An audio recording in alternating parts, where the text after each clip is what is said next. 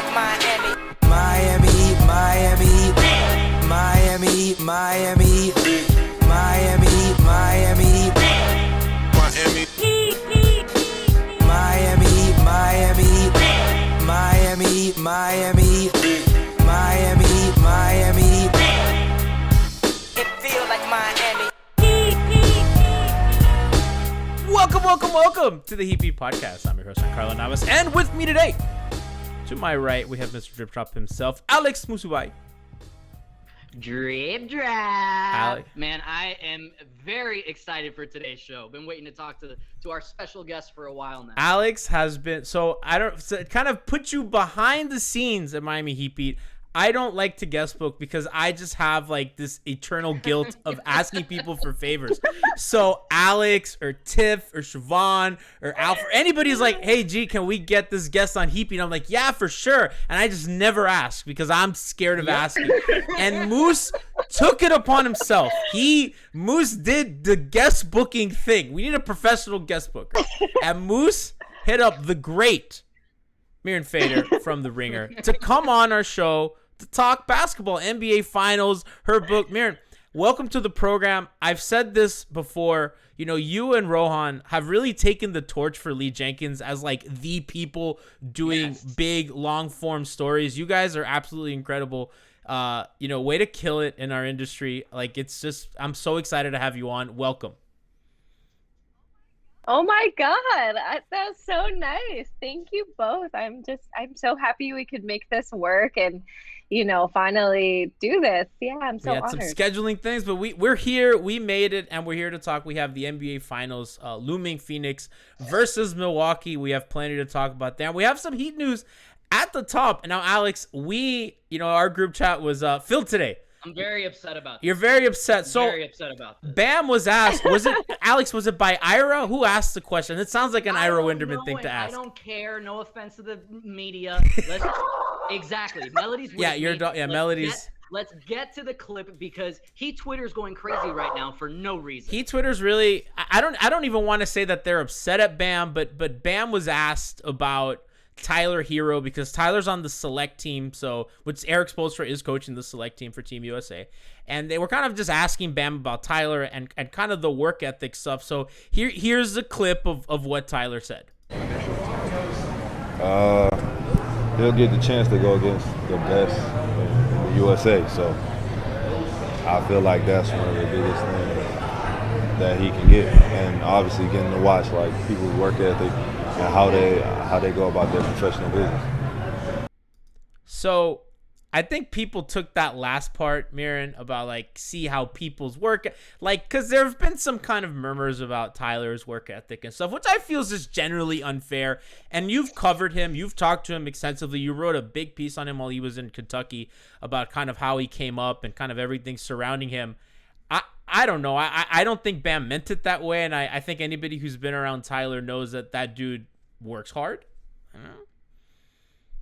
Yeah, also, I thought that Bam was like extremely professional and just saying like he will get to observe good habits. I was not online all day. I was, busy, but like I can't believe that people took that and made it like a shot to Tyler's work ethic. He was just, it sounded like an innocent comment. Anyways, who knows? I'm not in these guys' heads.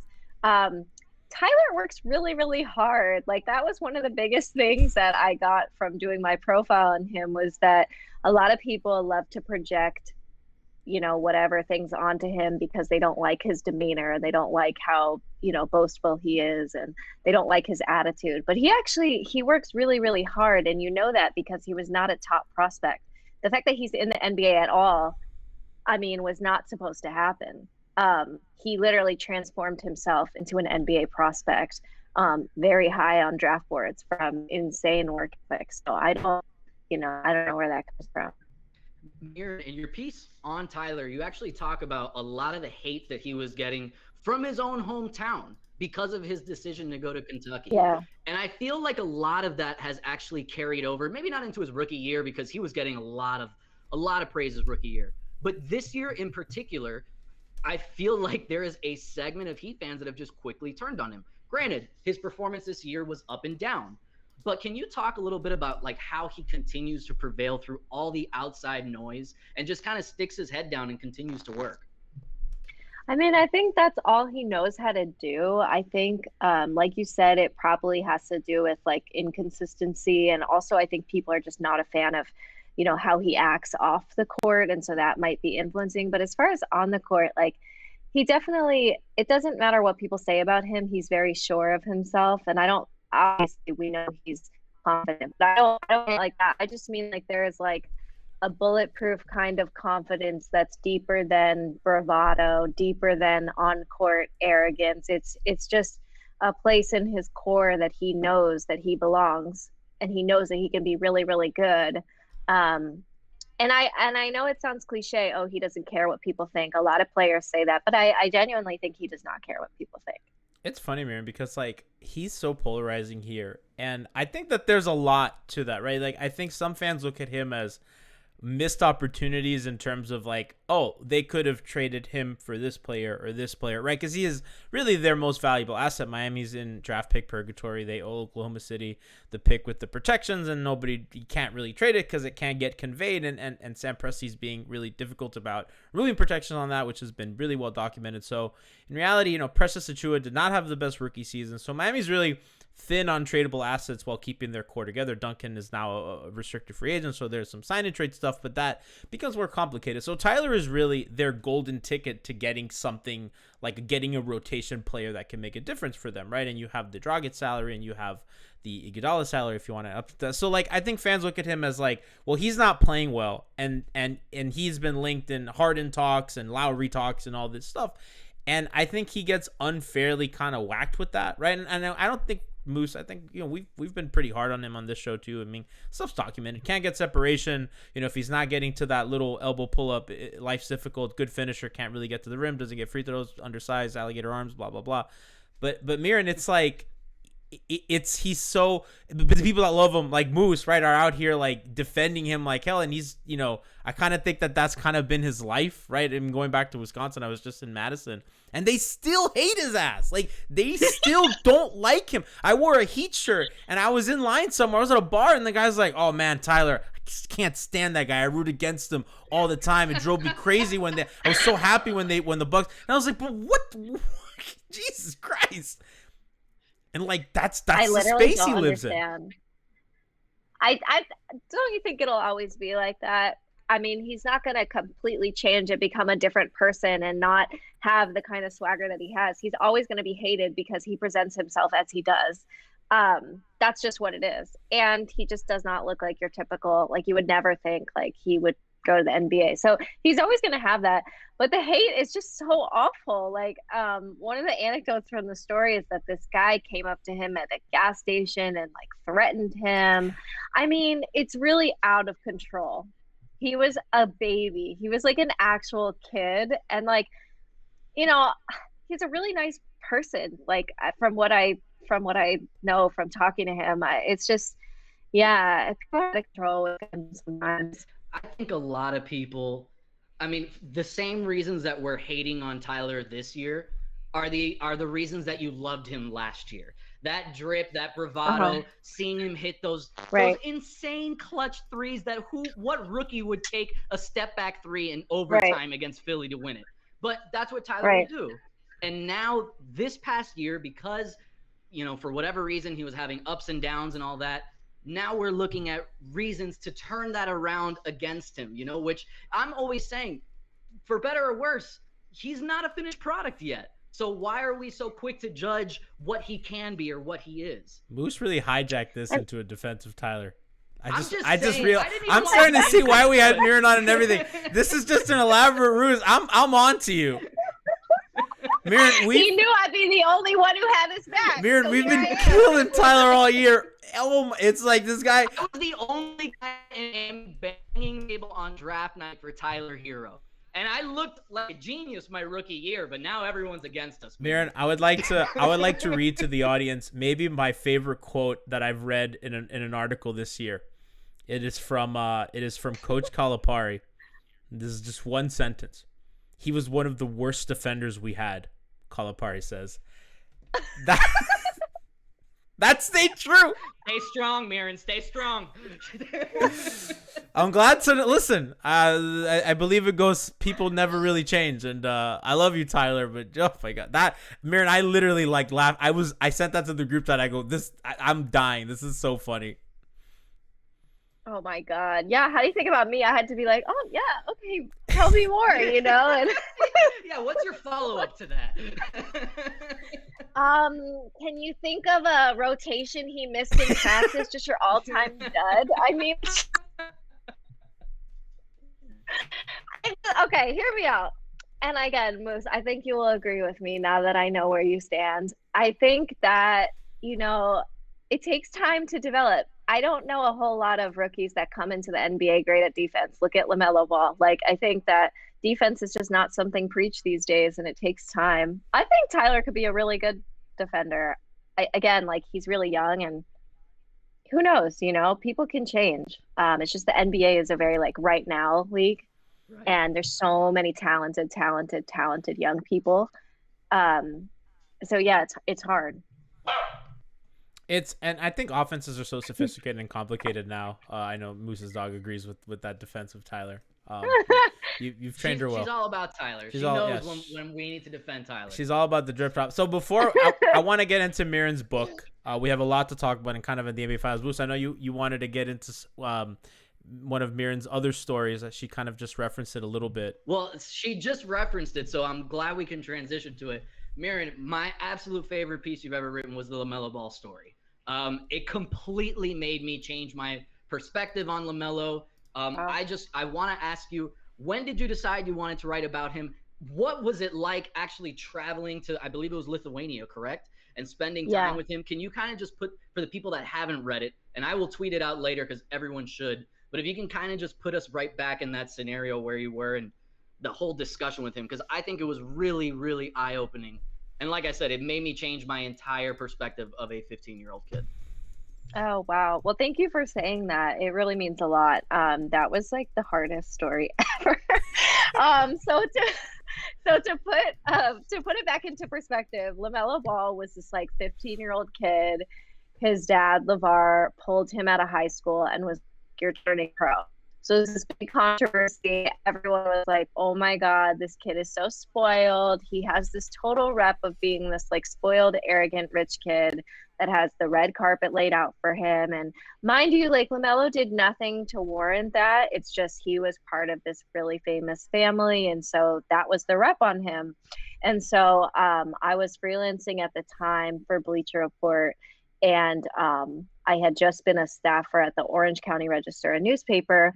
And I was really looking for the next thing. And Bleacher was like, LaMelo's going to Australia. Do you want to go? And of course I'm like, oh my God, where's my plane ticket? I'm going tomorrow, but I didn't know anything, So at the time we all thought okay, this is going to be a really fun story. It's going to be 15-year-old kid takes Europe, but none of us knew that we were going to the middle of nowhere in this very desolate farm town. Very few people speak English. It's this tiny, dumpy, the gym was a high school gym. And essentially the dad rearranges this league and has him play against inferior opponents so he looks better. But really the story turned into a story about a boy trapped in this super weird situation. He's actually not arrogant at all whatsoever. He's actually a really good kid that is trapped in this weird situation. And I had to see it all and present what was really happening to people back home. Because if you remember, I don't know if you guys saw all the games on Facebook Live. And so it just looked like, oh my God, LaMelo has 45 points. But it was also against bad competition, Scrubs, yeah. Terrible. So, but it actually, the story ended up working out because it ended up being a story about, what it's like to be young and internet famous and having pressure and dealing with, a reality show filming your every move. I think a lot of people felt sympathy for LaMelo because they did not know how hard his life was and how much poise he had. So yeah, it was such a crazy experience.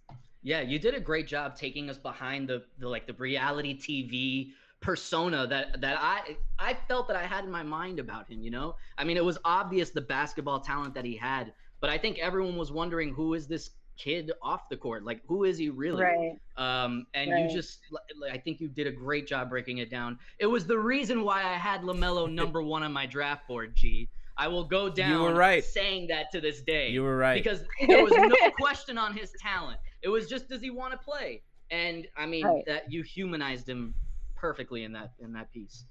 I get sad because he really does want to play. I get sad when I read things like that. No, it's just, it's like, you know, a lot of times like children and like adults, I don't want to say like his adults failed him, but like you get put in these positions where, you know, institution and everybody's really against you. And I think that LaMelo plays with so much joy. And it's obvious. Like, you watch the Hornets play like they were the league pass darlings of the league. And it's like, he is this engine of joy and fun and like effervescence.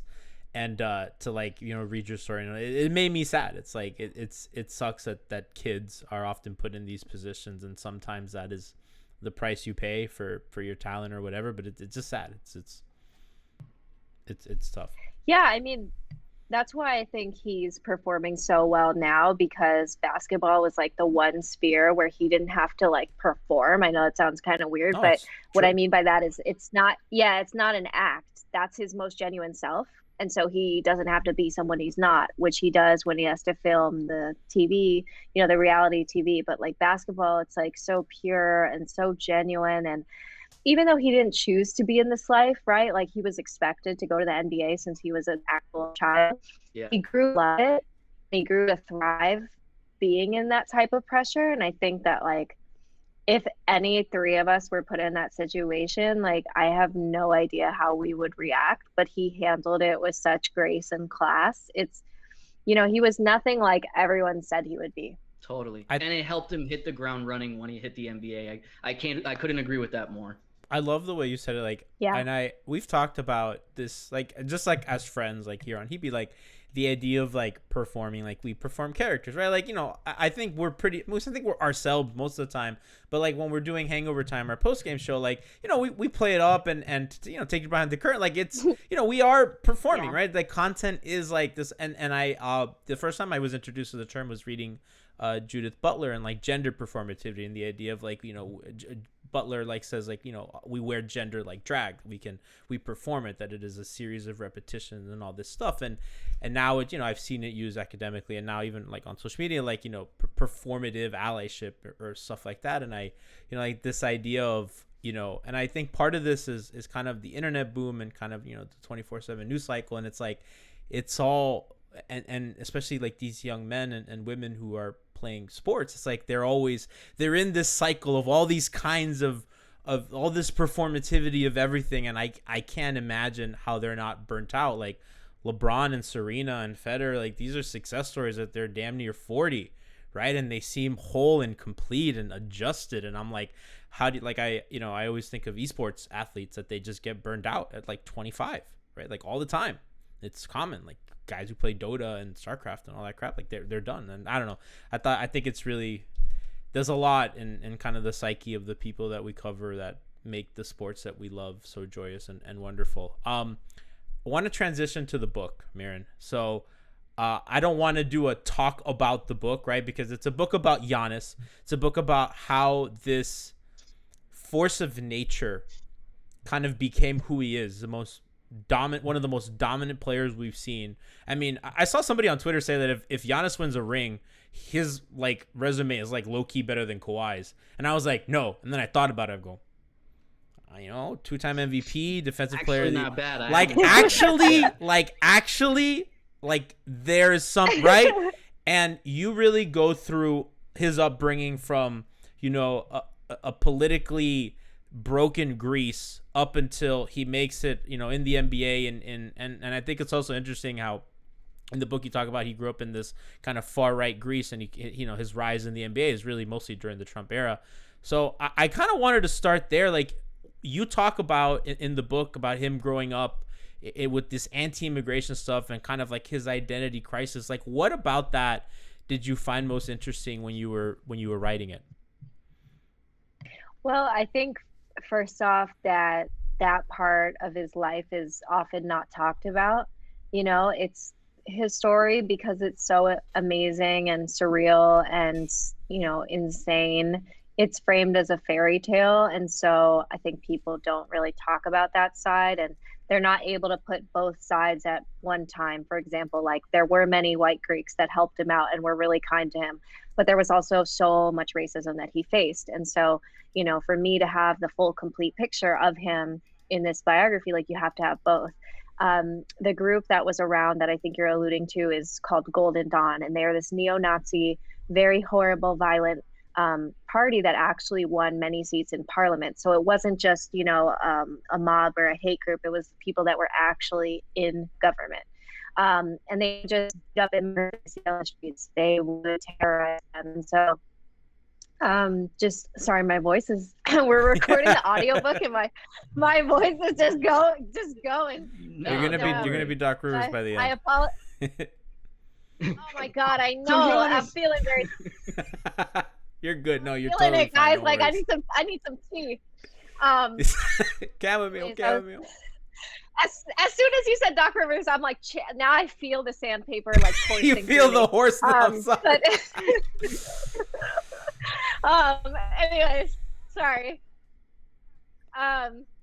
So, he would experience a lot of racism when he would be in road games, and it was just so awful because he was not able to enjoy the things that other people were able to enjoy, like having a passport, opening a bank account, feeling safe.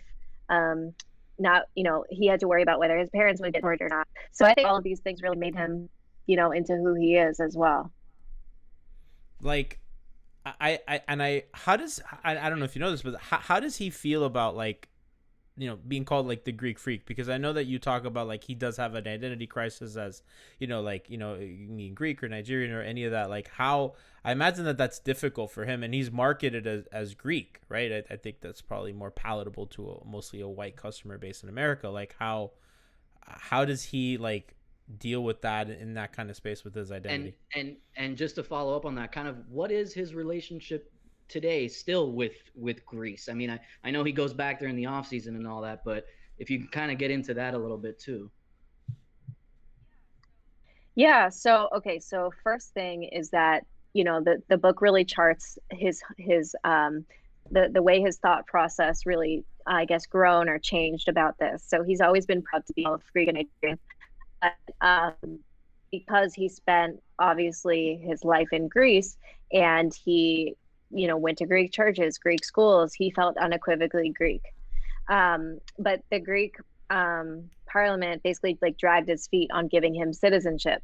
So at first that was really just awful to go through, is that they almost didn't give him citizenship. The only reason they gave him citizenship is because he was about to go to the NBA. So I think the first thing is, he noticed the hypocrisy in that they only wanted to treat him as a Greek citizen because he was about to be, drafted. And then as he gets older, he really embraces and leans into this Greek freak name, and he likes it. Buck Stafford, I talk about how Buck Staffers were afraid to call him that because they weren't sure if it was like offensive, but he liked it.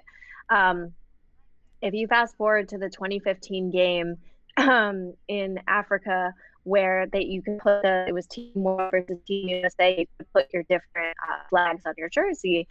So for example, like Boris Dio put the Senegalese and the French flags for his two identities. But, Dio told me he remembers that Giannis only wanted his Greek flag on there. And so, I guess at that point in time, he was more so, really just focused on that. As time wore on and the racism revealed itself in Greece, even when he became a star, he had murals of him desecrated. He had his court that he plays on, it had swastikas on there and awful symbols. It became clear that no matter how far he ascended and how much Greeks love him, that he was still a target of racism. So he feels tremendous pride, of course, being Nigerian and the connection that he has there. And, he grew up being able to understand parts of like Igbo and Yoruba, his parents' tongues. But, for him, Greek was what he knew. He knew the language. He knew all of those things. So you still see him contending with that. I think he's a bit more vocal about race and things like that as time has worn on. But he really hasn't said a whole lot about it. So yeah, I think it's really interesting. And the book really contends with that, the stuff he went through growing up and the way that he looks at it now. Mirin, sorry, G. No, Again, go for it. just everyone, please pre-order the book Giannis, an Improbable Rise of an NBA MVP. I wanted to ask you, and correct me if I'm wrong here. I read that you interviewed 220 people for this book. Jesus Christ. Is that an accurate number? I did. That's a lot of people. Accurate as accurate. Okay, as. my follow-up. So How? I mean, how, and what was hard? Has Giannis made that many free throws this postseason? Hold on, I want to see if Giannis has hit as many free throws as Mirin interviewed people. Mirin, go. I'll come back with the answer. I'm looking it up. You tee that up. I'll tee that up. Mirin goes. Yeah. What is going on there? Okay. If there was a time to be locked in your apartment calling 221 people, many of them Greek, it is during coronavirus. So I would just wake up every day and start my interviews at like 6 a.m. because at Greek time it was nighttime. And so I would just call and then I would say, who else did he know? Like, who was another person that you can introduce me to? And then one turned into three and three turned into, for the 221 I got, I probably reached out to maybe 330. I got turned down a lot. But you know what? I almost did more than 221, but I was on a really, really strict deadline. So normally books have 2 years to do, and I had 1 year. So it's essentially the pandemic is Giannis' book. And so it was just, again, I was like trapped. I was trapped here.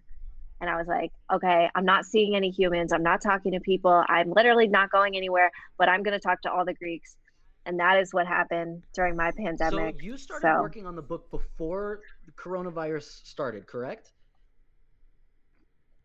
It was like, it's complicated. I started working on it probably like a week or two, which is when I went to Milwaukee.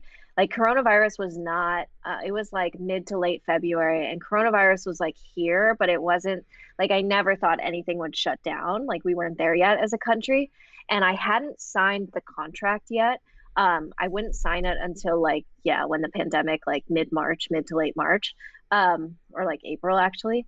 But I was so nervous because it was my first book that I was like, I don't care. I just have to go to Milwaukee. I'm going to start. I guess I'll sign it when they sign it. I guess these things take a while. I don't know how this works. Like, I'm a rookie. Like, let me just go to Milwaukee. So I started working on it like literally right before the pandemic. And then it was due March 1st, 2021. Oh, my God. So. And then all that I time, know. 221 interviews. I have to ask. Giannis has had 299 free throws in his career in the playoffs. Wow. Okay, so I mean, Mirin's right there. I mean, if you few more. Of the 221, and it's okay because nobody's listening. It's a private conversation. It's private. Blue Wire's not listening. Of the 221.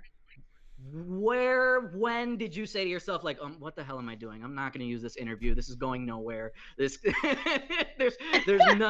nothing here for me.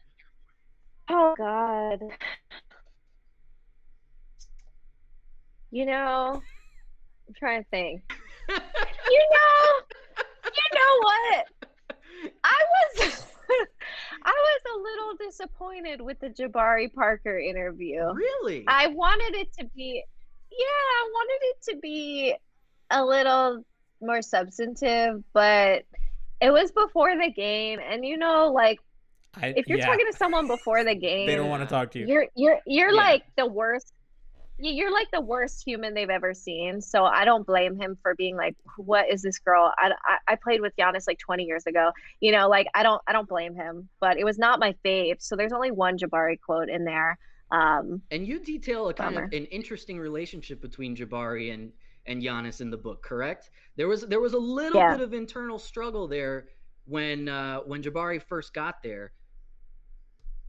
Yeah, I mean, you have to remember when Jabari got drafted, Jabari was supposed to be like the future of the Bucks. Like Giannis was really a big part of that future, but it wasn't like, oh, Giannis is the guy and Jabari is going to be the sidekick. It was kind of the other way around.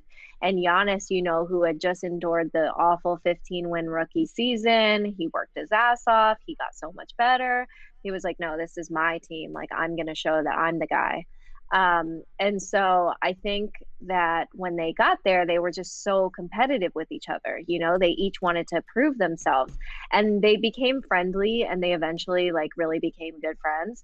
But yeah, at first it was like so competitive because Giannis wanted to prove that like he had put in the work and he wanted to set himself up to be that leader. Let's talk a little bit about the Heat series in the bubble, because you know, at the time, listen, I was salty Heat fan. I was like, these people, this is their damn Super Bowl. Look at little Milton all happy. Look at Giannis all happy. Oh, they beat the big bad Heat. They beat Jimmy Butler on one ankle, Bam with half a shoulder. Oh, Tyler with his alligator. You must be proud of yourselves.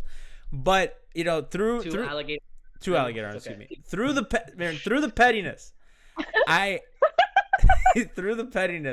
you know, as an objective person covering the NBA, I felt that it was a little bit of an exorcism for them, particularly for Giannis, because he played so well against Heat that series. I think on both ends, you know, and they didn't even have to dip too deep into the bag of tricks of the season. You know, well documented, Giannis as a roller this season has been incredible. They didn't even have to do that so much. He just straight up bullied them. But the wall did not work. Every time he turned the corner on any pick and roll, he saw Ariza and he laughed because he's like, I'm gonna bowl this dude over. And you know, it really, I don't know. To me, it felt like an exorcism for them, and now they're in the finals, right? And without Giannis, and I think it looks okay for game one. I'm reading things, so you know, hopefully he's able to go. But like, I feel like that is a big jumping off point, right, for him. Like that, what happened in that series, it looked like it was all over in Milwaukee. It looked done. It looked like they were cooked. They were literally the laughing stocks of the league. Because it's not like the Heat were some juggernaut, right? It was a team that it's like, I mean, nobody really believed in them. They called them bubble frauds the entire season. And then, you know, even all during the regular season, it's not like they got a lot of respect. So I kind of feel like that was a huge turning point for Giannis. And then he decides to stay. That was all interesting to me. And I'm wondering if you can maybe contextualize that into the finals run right now. Yeah, I mean, I think like, yes, the series you're mentioning is like a very important part, but I think they've just had this history of just coming up short, coming up short, coming up short, and it just seems to happen all the time with the Bucks, you know. And one of the things I enjoyed with the book was getting into the history of like the miserable 90s when they never won, and the amazing 2001 run. And so, you know, you fast forward all the way to the series that you're talking about, it's like, it's really frustrating when you're getting like really, really close and you just doesn't work. Getting really close. And now that there's all this pressure on him because he got these MVP awards, it was like, okay, but why aren't you winning? So I think there's a lot of pressure on him and on the Bucks, you know. And as far as like what's happening now, I mean, I don't know about you guys, but like I am exhausted with the emotional arc of the, Of you the know, Bucks? it went from like Giannis. Yeah, it's like everyone was like, just, I've never seen that type of slander with Giannis. It was just like, he is like the worst. I mean, I've just never seen it that bad. And then it goes from like, he showed up to like, they win it all. I mean, it's crazy because the Bucks literally went from like 15 wins his rookie season to like, they might actually literally win the title. Like, it's Like, kind of and insane. the two big series losses are to Toronto in the conference finals, to the eventual champions, and to the Heat, which, Right. I mean, Mirin, if Bam and Goran Right. don't go down, I mean, that series went 6 without him, right? Like, I don't know Right. what, we can't say for sure Right. what happens, right? And so it's not like they lost to, you know, these teams that flamed out, right? And now, you know, they vanquished Kevin Durant and what was, quite the spectacle, right, of maybe the greatest scorer we've ever seen, and then, you know, an upstart Atlanta team. Woo! I I was dying. Like I said, it's Inches. exhausting. Inches from having a completely I different was- discussion right now. I was so stressed. I was just like, Well, because Mirin, I imagine you're rooting for the Bucks. I mean, you're trying to sell a book, right? So like, you're just like, I need the I mean, content. Not only that, how can you not, after spending so much time writing about Giannis, how could you, Mirin, not have a personal, rooting interest in just him succeeding this year? I literally have to admit it because, as you guys know, I'm like such a nerd and such a journalism, stickler for the rules, and we can't root. And, I'm like, really just, I don't root. I'm not a fan, all that. But then I wrote a book and I was like, oh my God, books don't sell themselves. And so when Kevin Durant's foot was on that line, I exploded. You saw the dollar signs weekend is flying right out of your there. Very pocket. differently. Mirin, I'm the same. Listen, I'm a big Oh Heat my fan. God. Basketball was my first love. Dwayne Wade was the first athlete I ever loved and changed my life.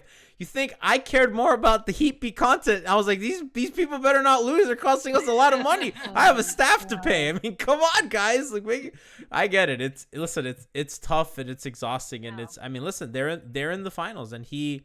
I know that he's questionable with an injury, and hopefully he'll be able to go, and he'll be able to be some sort of facsimile of himself. Because, if he can't go, Moose, especially, like, Mirin, if he can't go, it's not like he's a shooter, right? You can't just, like, space him out and, run little fancy, pin downs. And, like, no, like, if he's not 100%, like, if he doesn't have that athleticism and that strength, right? Like, I don't know what they're going to do.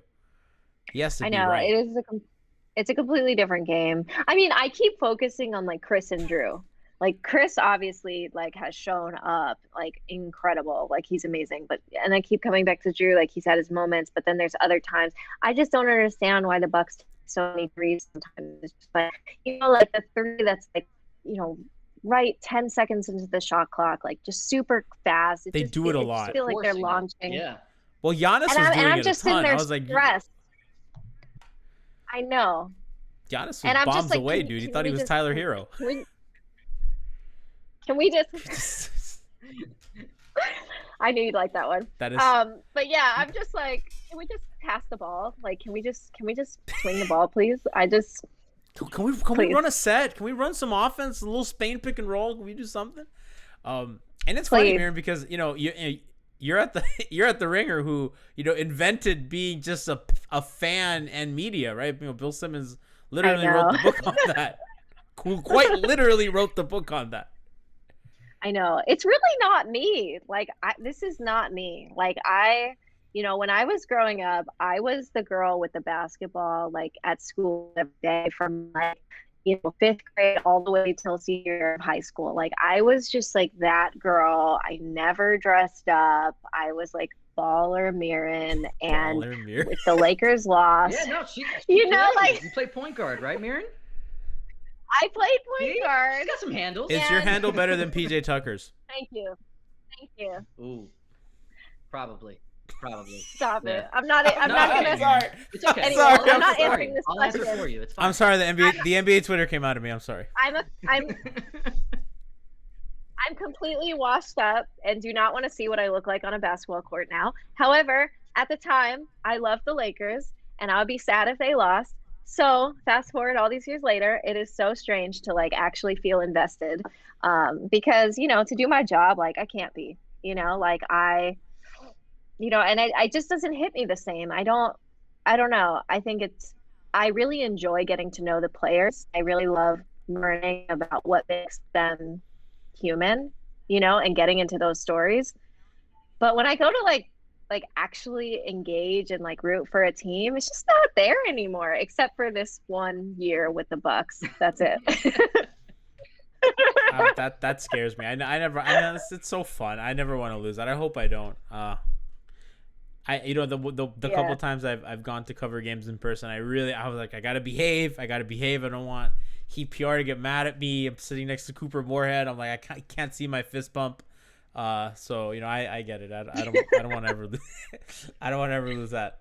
Well, I'm also like a low-key, I'm like a secret Raptors fan, so I've gone to do Heat Raptor games. No, it's not a secret. It's a secret. Not a secret. He is a Raptors Kyle, fan. He is a Raptors fan. You just outed No, yourself. everybody knows. Everybody It's not a knows. secret. Mira. When It's not the a secret. Heat were not in the Okay, it's playoffs not a and the secret. Raptors Okay. made a finals run, I made this podcast, my own personal Raptors podcast, and everyone got really mad at me. No, not to your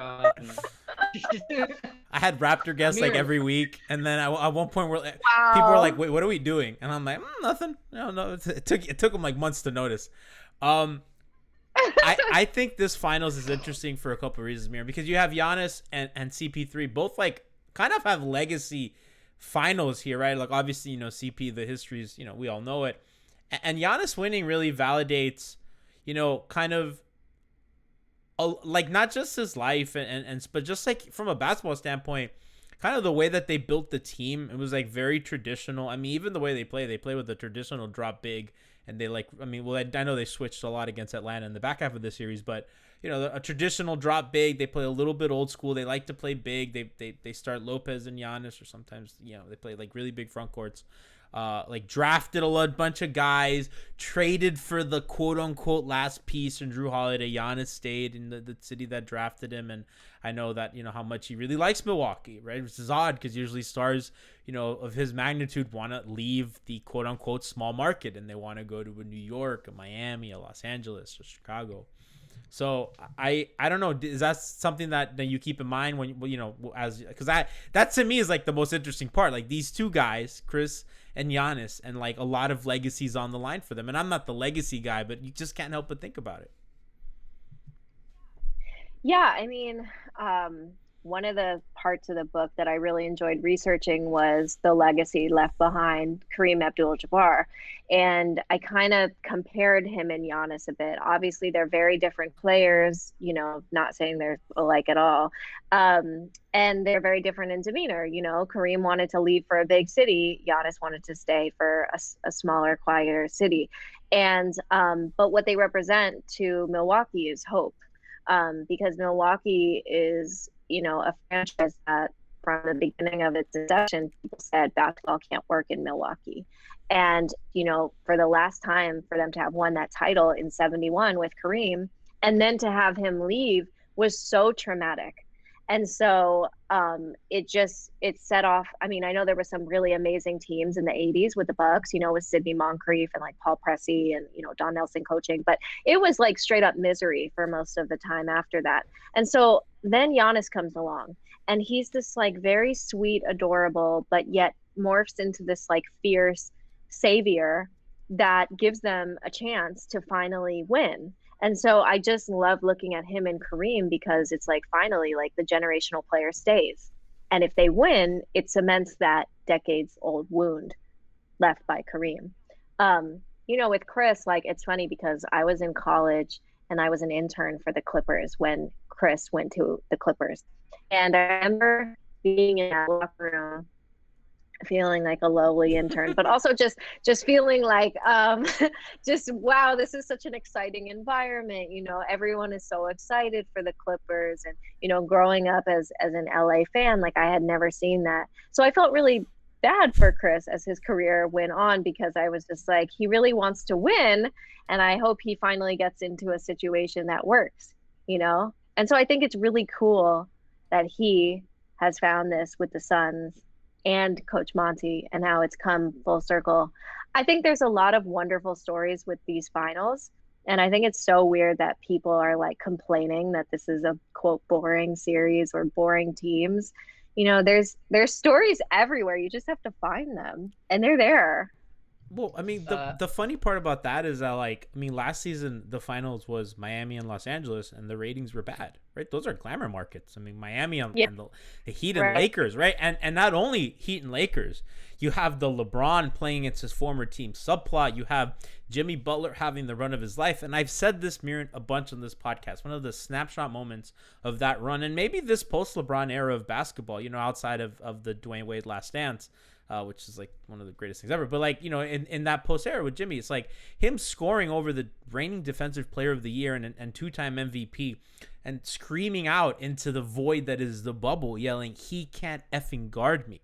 To Giannis, that's Jimmy doing that. And Giannis couldn't, right? And it's that kind of run that the Heat had, which obviously sent Milwaukee to spiral and panic. But like that run to play LeBron and the Lakers, to then have like this incredible Game 5 and Game 6, Game 4, Game 5 against LeBron, were like arguably the greatest game played in a Heat uniform, like what Jimmy did, right? And that didn't even do well with the glamour markets. And you have now, a damn 2-time MVP and Chris Paul, which maybe the entire basketball world is rooting for. I haven't seen a single person root against Chris Paul. Maybe me, but that's beside the point. No, yeah, I was about to chime in there. I'm pretty sure you're rooting against. Can Chris I defend Paul my every take? single night. Can I defend the take? No, you can't. Can I No. please? Mirin, so my thing with CP is that I love CP. It's my show. I'm going to defend it. I love CP. I think he's great. I've been a fan of him forever. I would love for him to win a ring. I don't like the coverage on him right now where everyone is like, Chris Paul is the only reason that these guys are winning. Look how he taught Devin Booker and DeAndre Ayton how to win. And it's just this weird, like, I think, I forgot who said it. Somebody on a podcast was like, it's like he's the world's greatest stepfather. Right? And it's like, oh my God, Devin Booker's a good Devin Booker. Just said it. I haven't heard Somebody, that. no, I forgot what podcast said it. I was listening. It might have been something on The Athletic. I don't remember. And maybe, was it Marcus Thompson? It might have been Marcus Thompson. And it's just weird. I don't know. I love CP, but like, I feel the media goes overboard sometimes when like they get behind a guy, and I'm like, I don't know. I'm a little sick of it. I'm like, come on, guys. Like, Devin's really good. So is DeAndre. Chris is good. We don't have to do this. That's my thing. Yeah, I mean, I always wonder how storylines get started. Again, like we mentioned, like, how did LaMelo just get labeled totally mean and arrogant? Like, I don't know how these things just start. That has to be LeVar, though. That's like, I get that, He's also but 12 years maybe old on a reality show. Like, you put reality cameras in front of any 12-year-old. You're not gonna. There's not much there. Yeah, I mean, poor example on my part, but you know what I'm saying? Like, I don't understand how these, they start and they get a life on their own. It's funny, when I was profiling Andre Drummond, I was like, another G favorite. I was just like, obligatory question about Penguins, LOL, and I like made fun of it because it's turned into a meme, and he was like, I have no idea how the Penguin thing like really took off. And again, it's like I just don't know how they get started. I don't know. He said he was asked about it one time and then it became this huge thing, but it's not, his identity. Anyway, maybe another poor example, but again, I don't know how these things start. I love the like anatomy of a meme, or like a meme origin, and then I love people arguing about where the meme came. Oh, I came up with it. And it's terrific.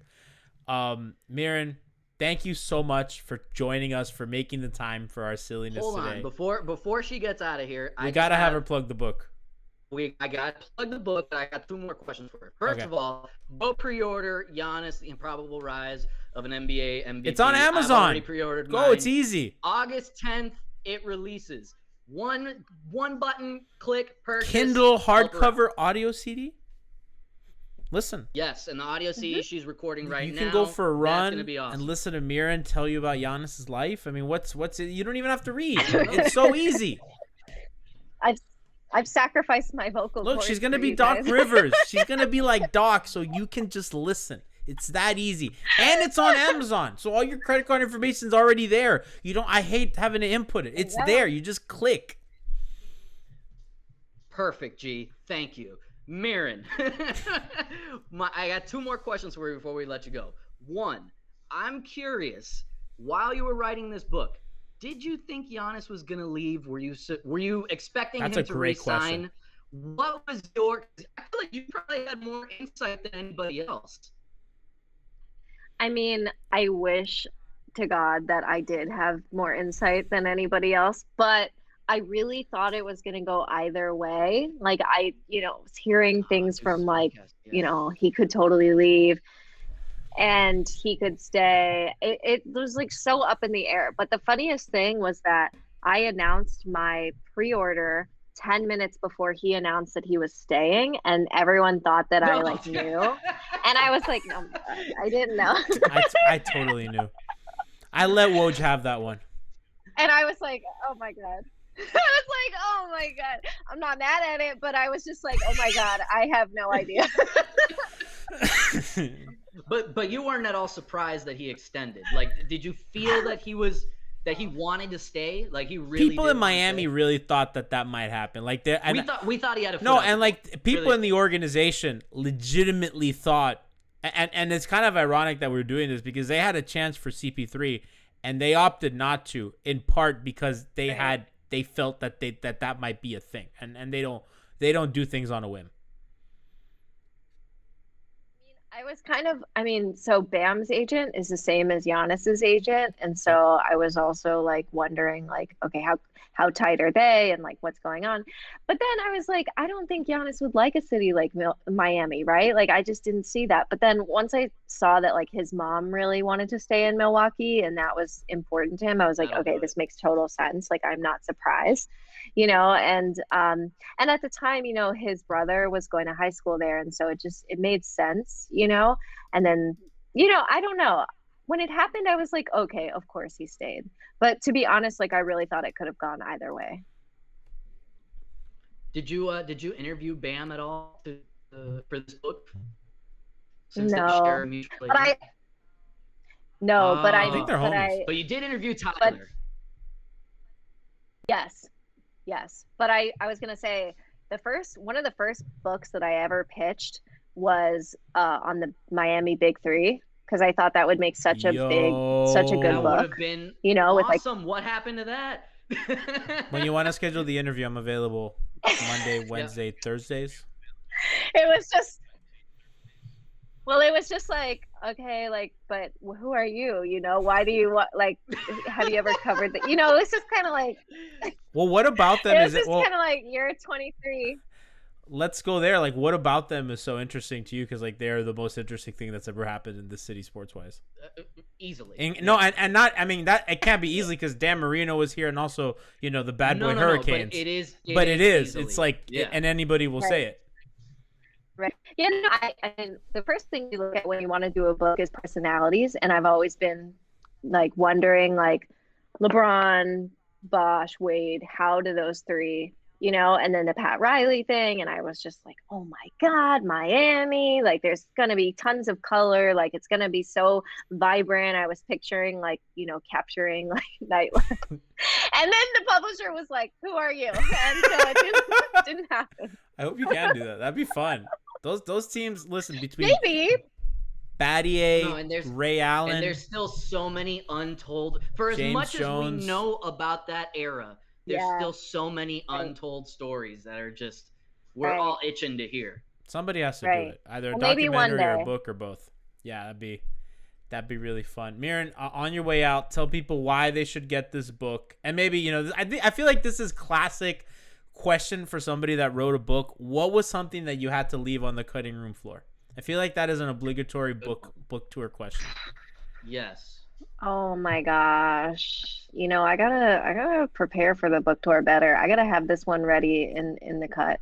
Think of this as your practice. I know I'm failing miserably. No, it's okay. just the three of us. It's just three of us, yeah. Private conversation. There was there was so much from childhood that had to get cut because I was like, we can't be on page 300 and just have him be 17 years old, like there was just so much cut from childhood because it was so compelling and so interesting. And there were a couple of facts that I couldn't corroborate, which really sucked because they were very unknown. So that sucked. But I think, it's a substantial book, a lot was kept. I was surprised. I thought they were going to cut it in half. So it's a pretty substantial book. But the writer perpetually in fear of getting cut. Like that's just, we never lose this PTSD. Okay, why should people buy the book? Because why? Because you want to help me afford a nightlife in Los Angeles. No. You want to help me. Guys. Not so bad. Rent's expensive. Yeah, I heard gas is $4.79 in LA, according to the Kim Kardashian picture. We got to help her out. He's living in an expensive place. Gotta help a girl. This is really hard. I think, I think because most sports biographies are, you know, written after someone's career, right? Like they kind of have their full arc of a career. Like the definitive LeBron biography will come out in a decade. Like it takes a really long time for these things to be made, but this is one of the few sports books that was made during someone's prime, trying to catch them on the rise as they are rising.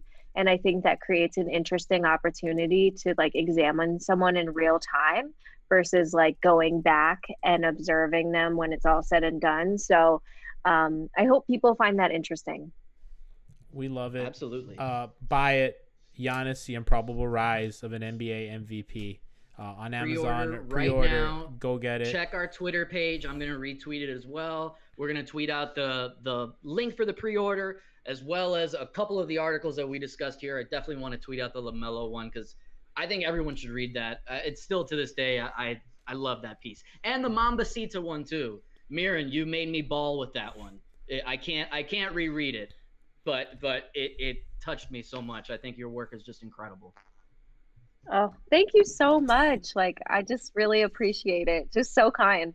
Thank you. Mirin, thank you for joining us and thank you for writing so wonderfully about the athletes that we love and that, we sports is really great. Sports is really wonderful. And I think kind of the what you do is important because it kind of highlights these effervescent personalities that really create the sum of what we watch. The games are fun, but it's the people that play them, right? That's why we care. It's these stories, and I've always said that. It's like I'm not here if Dwayne Wade is not a thing, and I don't fall in love with Dwayne the person, right, and everything and all that. So thank you so much for being so incredibly generous with your time. Please, guys, go check out the book. I want to remind everybody throughout the week, we're going to have our Hangover Time post-game show after I believe game 1 and game 2 this week. So Tuesday, Thursday, post-game. Stay up late and drink. Stay up late. Please. Alf is going to be hosting. Moose will be on. Tiff, Siobhan, the whole crew. We have an episode of Miami Heat Beat on Wednesday. We're going to have some of our friends from the Dishes and Dime podcast. We're going to get into some of the news that's been going on over at ESPN, and we want to get the best people that we know to kind of break that down with us. I want to thank everybody for what we did during Pride Month. We raised over $6,000, and that's not even counting the T-shirt money that we're still counting. And we're going to donate all that to the One Pulse Foundation and Pride for Youth. So thank you guys, our listeners. You have been amazing to us throughout this year, and we're going to finish out strong. We thank our listeners. We thank Mirin, Moose. Whatever, you're fine. Check us out, Hangover Time, and we'll keep you updated on our Twitter page. At MIA Heatbeat. You can follow me at GNavas103. Moose, where can people follow you on Twitter? At Alex Musibay. It's super easy. Sound it out. Mirin, what is your Twitter handle? Moose is checked out. I feel you. I was gonna say I should spell mine. I feel you. MIRINFADER. Yeah. Thank you again right, guys, for having me. Mirin, thank you so much. Catch y'all on Hangover Time. Thank